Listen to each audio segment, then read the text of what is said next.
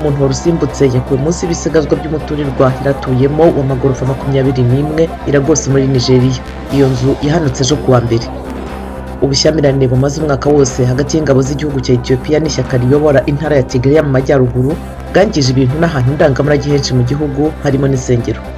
Muri Afurika y'Epfo, ibiro by'amatora y'abayobozi b'uturere byaraye bifunze imiryango. Ishyaka riri ku buyobozi ANC rifite icyizere cyo guhindura amajwi make cyane ryaherukaga kubona kuva ubuyobozi bw'abazungu busezerewe. Minisitiri w'intebe wakuweho muri Sudani Abdalla Hamdok ejo kuwa mbere yavuze ko isubizwaho rya guverinoma ye yasheshwe na kudeta ya gisirikari rishobora gutuma igihugu kibona igisubizo. Hamdok afungishijwe ijisho iwe mu rugo. Naho Madagascar iri hafi guhura n'inzara yazahajwe n'amapfa yatewe n'ihindagurika ry'ibihe mu gihugu gifite imyuka yangiza ikirere iri ku gipimo cya hafi ya 0. Amapfa akomeye na za serwakira zamaze igihe kirekire mu myaka 40 ishize byaburijemo ihinga.